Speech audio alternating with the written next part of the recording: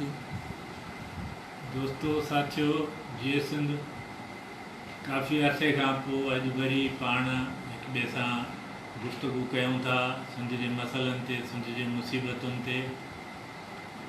हूअं त सिंध जे मुसीबतुनि, सिंध जे मसइलनि जी कहाणी तमामु ॾिघी आहे, पर अॼु हिनखे मुख़्तसर कजे त पाकिस्तान जे 70 साल जी ज़िंदगी जेका आहे उहा सिंध जे हर रोज़ु वधंदड़ मसइलनि, मुसीबतुनि जो कहाणी आहे हिकिड़ी।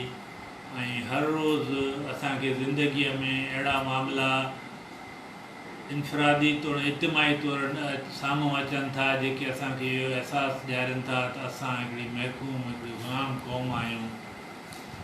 अहिड़नि मसइलनि में हिकिड़ो मसइलो सिंधी नियाणियुनि जी, सिंधी छोकिरियुनि जी जबरी मज़हब तब्दीली आहे। उन्हनि खे अगवा कयो वञे थो ऐं उन्हनि जो मज़हब तब्दील कराए पोइ उन्हनि खे इहे माण्हू पंहिंजी मर्ज़ीअ तां उन्हनि सां शादियूं कनि था, या उन्हनि खे विकिरो उन्हनि जो थिए थो, कारोबार उन्हनि जो थिए थो। जेको मसइलो हलंदड़ त काफ़ी अरसे खां हुयो, पर हाणे उहो सफ़ा इंतिहा ते थियो आहे, वधी वियो आहे। ऐं इहो असांखे अहसासु ॾियारे थो त असां हिकिड़ी ग़ुलाम क़ौम आहियूं। जीअं तारीख़ में ॿाहिरियां हमले आवर कब्ज़ो कंदा हुआ ऐं पोइ उतां जो माल गनीमत में जीअं ॿी माल दौलत खणंदा ऐं उतां जूं औरतूं खणंदा हुआ, जीअं सिंध सां 1400 साल अॻु में थियो। अरबनि जे दौर में सिंध जी नियाणियूं त दौलत बि सिंध जी खयूं, हुन सां गॾु हज़ारनि जी तइदाद में चयो थो वञे 40,000 सिंध जूं औरतूं बगदाद ऐं दमिश्क जे बाज़ारनि में विकियूं वञी। ईअं ई अॼु बि हिन रियासत जे मदद सां, हिन रियासती निज़ाम जे सहारे असांजूं ईअं ई औरतूं खयूं, अगवा कयूं वञनि थियूं पियूं। ऐं ईअं तासुरु ॾिनो वञे थो पियो त हीउ हिकिड़ो जीअं मफ़्तूहा इलाइक़ो हुजे, हीउ माल गनीमत आहे। हिकु लिहाज़ खां हीअ सूरत हाल 1400 साल वारे वाक़े खां वधीक ख़राबु आहे, छाकाणि त उन वक़्तु इहो हुयो त असां मफ़्तू हुआसीं। हींअर सिंध को मफ़्तू इलाइक़ो न आहे, सिंध खे कंहिं फ़तह न कयो आहे। सिंध पाकिस्तान में हिकिड़े मुआहिदे सां शामिलु थी, मफ़्तू न आहियूं हुनजे ते, पर असां सां वर्ताउ जेको आहे सो हिकिड़े मफ़्तू इलाइक़े वारो कयो थो वञे। इहो कंहिं बि सूरत में असांखे क़बूलु न आहे ऐं इन जे ख़िलाफ़ु जदोजहद करणु खपे। ऐं इहो बि असांखे सम्झणु घुरिजे त इन में सॼी रियासत मुलविस आहे, रियासत जा सभई इदारा आहिनि, शामिलु आहिनि।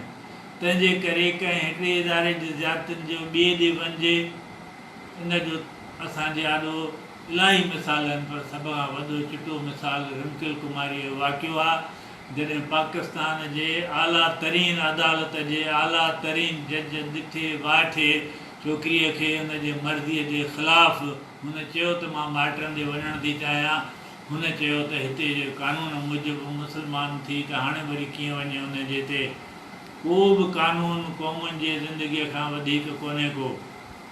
पहिरीं ॻाल्हि त कानून ईअं कोन्हे को, पर जेकॾहिं कानून हुजे बि त कानून पाकिस्तान जो असेंबली ठाहे थी। असेंबली इहा इन करे ठही आहे त पाकिस्तान ठहियो आहे ऐं पाकिस्तान खे ठहे 70 साल थिया आहिनि। उनखे ठाहिण में बि सिंधियुनि जो हथु आहे। पाकिस्तान न हुयो तॾहिं बि सिंध हुई, पाकिस्तान जा इहे कानून, इहे आइन न हुया तॾहिं बि सिंधी क़ौम हुई। तंहिंजे करे सिंधी क़ौम जो वजूदु, उनजी इज़त, उनजो वक़ार, उनजा मफ़ाद कंहिं बि आइन कानून जा मुहताज न आहिनि पिए। उहे फितरी उन्हनि खे हक़ या हैसियत हासिलु आहे। तंहिंजे करे असांखे सम्झणु घुरिजे त हीअ रियासत असांजी दोस्त रियासत न आहे।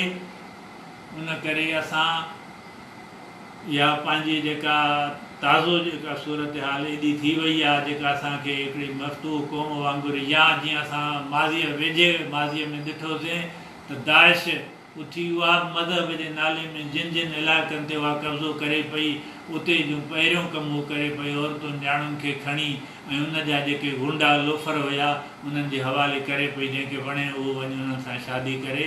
अहिड़ो ई हितड़े असां सां वर्ताउ कयो थो पियो वञे।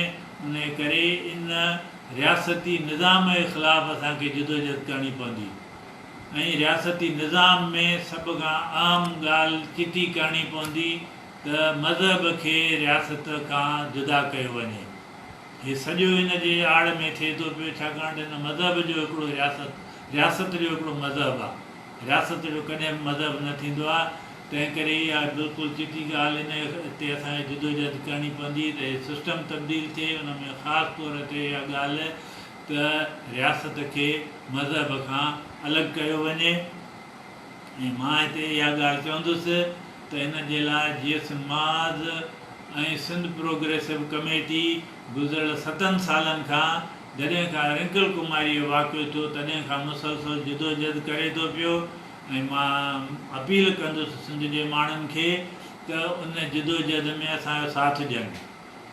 ॿी ॻाल्हि इहा चवंदुसि मां त रियासती इदारा त कनि था, रियासत असांजी तइ थी विया। हाणे वरी त रियासत असांजी दोस्त रियासत न आहे, सिंधी माण्हुनि जे दोस्त हीअ रियासत न आहे। तंहिं करे उहा त कंदी, पर असांजे नियाणियुनि जे इन अॻुवा ऐं उन्हनि जे विकिरे में सिंधी मुला ऐं सिंधी वॾेरो जागीरदार जेको हुकूमत में बि आहिनि उहे शामिलु आहिनि। असां ॾिसूं था उहे खजनि थियूं, उहे जेके लोफर गुंडा छोकिरियुनि खे खणी वञनि था, उहे तर जे कंहिं न कंहिं वॾेरे जा उहे एजेंट आहिनि, दलाल आहिनि। उहो उन्हनि जी वारसी करे थो ऐं मुलो जेको आहे उहो उनखे ज़ोरीअ हुनजो कलमो पढ़ाए चए थो त हाणे उहो मुस्लमान थी वई। उनजे करे याने कोर्ट में जेकॾहिं कोर्ट में बि इंसाफ़ त नथो थिए, पर कोर्ट में जेकॾहिं छोकिरी वञे थी त सभनि जे तइदाद में मुला उते पुॼनि था। छाजे लाइ था पुॼनि?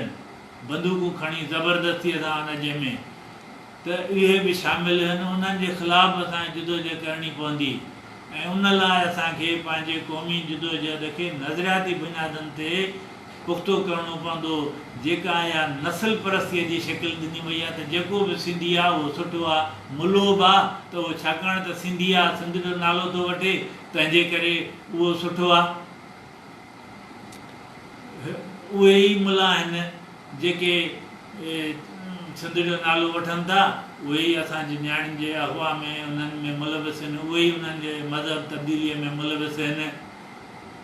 ऐं उनजो हिकिड़ो तमामु आसान क्राइटेरिया आहे, कसवटी आहे, परख आहे त मुलो उहो सिंध जो नालो जेको वठे थो, नालो वठी असांखे फुरे थो, न पुछियो वञे त उहो कहिड़ी सिंध जी ॻाल्हि थो करे, राजा ॾार वारी सिंध जी ॻाल्हि थो करे या मोहम्मद बिन क़ासिम वारी ॻाल्हि थो करे। छो त मोहम्मद बिन क़ासिम वारी सिंध माना जॾहिं असां घुरूं था, माना असां हिन ते आङूठो था हणूं त भली असांजूं नियाणियूं अॻुवा थियनि। तंहिंजे करे इन मुले ऐं इन वॾेरे ख़िलाफ़ु असांखे जिदोजहद करिणो पवंदो। इहो असांजो दुश्मन आहे, इहो हिन रियासत जो साथारी आहे ऐं उहो तॾहिं थींदो जॾहिं असां पंहिंजे जिदोजहद खे, क़ौमी जिदोजहद खे नज़रियाती बुनियादनि ते पको पुख़्तो कंदासीं, सेक्युलर बुनियादनि ते कंदासीं। सिंध जे ग़रीब मिसकिन माण्हू जेके आहिनि उन्हनि ते असां क़ौमी तारीख़ खे मुनज़िम कंदासीं, उन्हनि सां गॾिबासीं, उन्हनि खे पाण सां गॾींदासीं। ऐं इहो कमु जीएस माज़ ऐं सिंध प्रोग्रेसिव कमेटी जीअं मूं चयो त काफ़ी अर्से खां, पर बाक़ाइदगीअ सां 7 सालनि खां करे थी पई। उन जिदोजहद में मां सिंधी माण्हुनि खे अपील कंदुसि त उन में अचनि, लेकिन उन में न बि अचनि, जंहिं बि प्लेटफॉर्म तां पाण कनि, पर इहा ॻाल्हि चिटी करणी पवंदी त मज़हब खे रियासत खां जुदा कजे। जेको बि माण्हू इहा ॻाल्हि करे थो त रियासत जो मज़हब थींदो आहे, सम्झिजे त उहो असांजो दुश्मन आहे। उहो कंहिं न कंहिं शिकिल में असांजे नियाणियुनि खे अॻुवा करण में, असांजे माउरुनि भेनरुनि खे अॻुवा करण में ऐं असांखे इहो अहसासु ॾियारण में त असां हिकिड़ो मफ़्तूहा इलाइक़ो आहियूं ऐं असांजे नियाणियुनि खे मज़हब हिकिड़ी माल गनीमत जेको सम्झो थो वञे, उन्हनि जे ख़िलाफ़ु हिकिड़ी वॾी डिघी जिदोजहद करणी पवंदी। तव्हांजी महिरबानी।